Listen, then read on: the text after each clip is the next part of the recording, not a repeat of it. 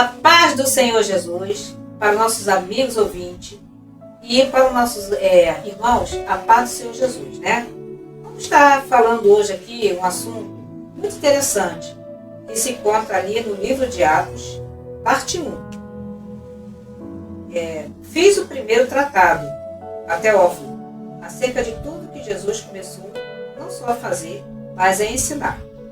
Conforme seu título mostra, o livro de Atos dos Apóstolos registra as atitudes dos apóstolos do Senhor logo após a sua ascensão.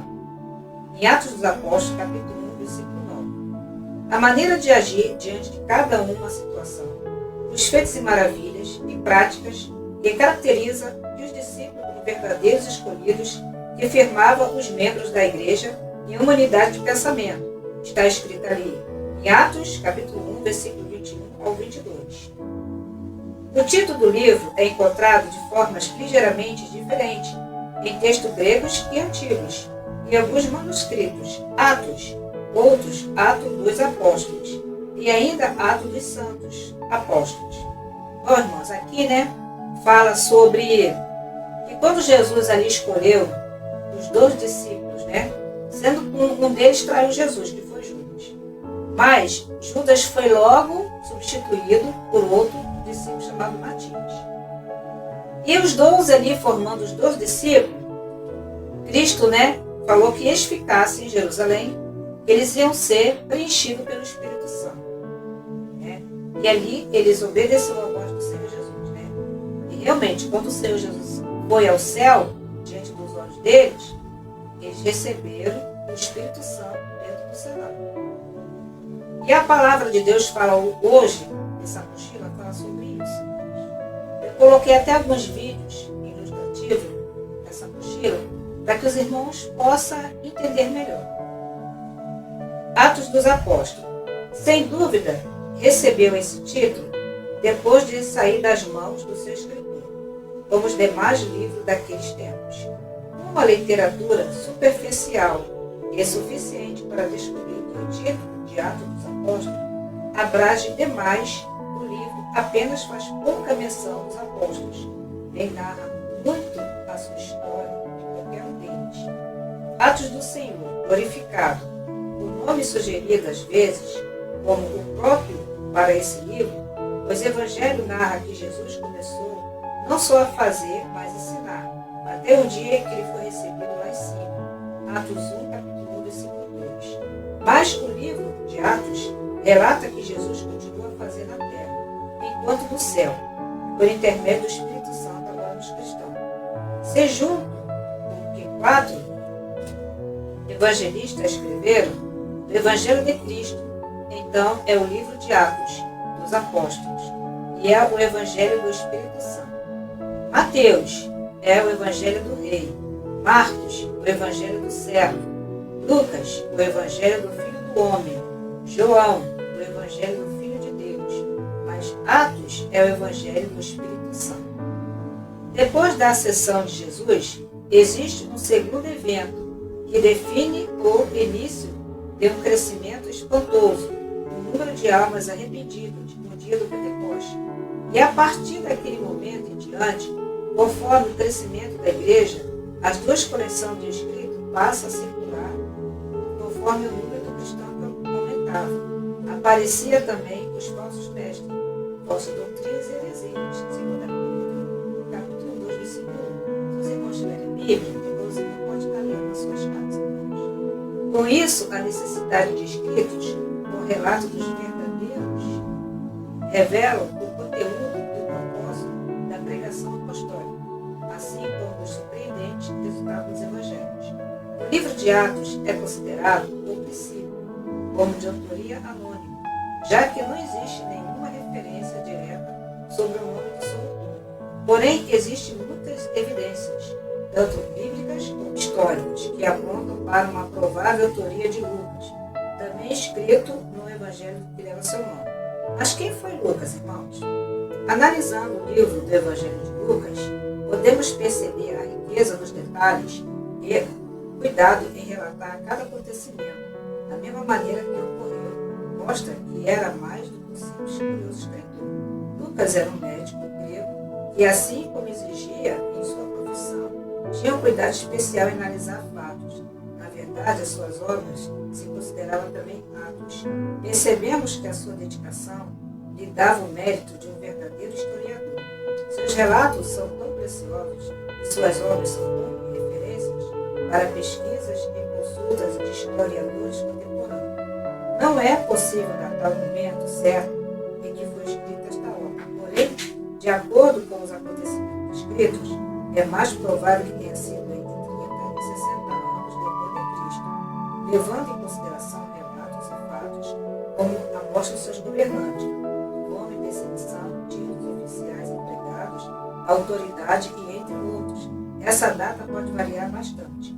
Lucas era um médico estrangeiro e se encontra ali a referência dele, Colossenses capítulo 4, versículo 14, e 2 Timóteo 4, versículo 11, e 2 Filipenses 1, Filemão 1, 24, que se converteu ao cristianismo e se tornou colaborador permanente do apóstolo Paulo.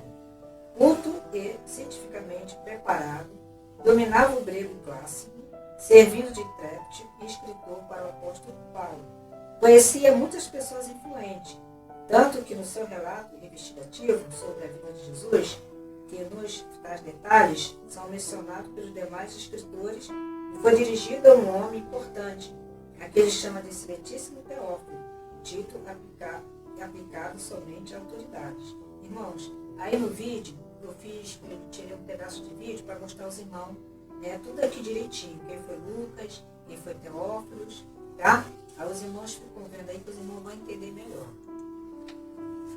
Maiores evidências que apontam para a autoria de Lucas. Em meu livro anterior, Teófilo escreveu a respeito de tudo que Jesus começou a fazer e a ensinar, até o dia em que foi levado ao céu, depois de ter dado instrução por meio do Espírito Santo dos apóstolos que havia escolhido. Está escrito em Atos, capítulo 1, versículo 2.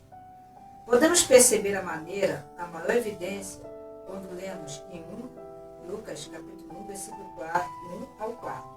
Do texto acima, nesses versículos, entendemos que o Evangelho de Lucas teria sido uma obra anterior aos escritos de Atos, e logo os relatos de Atos teria sido uma continuidade posterior.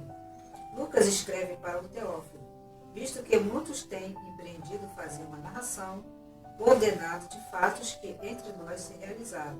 Segundo, transmitiram que desde o princípio foram testemunhas oculares, ministro da palavra de Deus, também a mim pareceu-me bem, ó excelentíssimo Teófilo, depois de haver investigado tudo cuidadosamente desde o começo, escreveram uma narração em ordem para que conheças plenamente a verdade das coisas que fossem instruídos.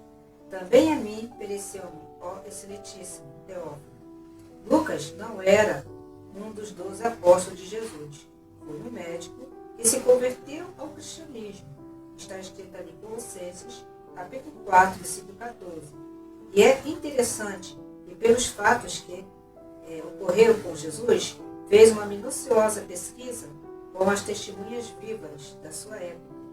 A sua intenção era relatar a história de Jesus para alicerçar a fé de um novo convertido chamado Teófilo, nome grego que quer dizer amigo de Deus.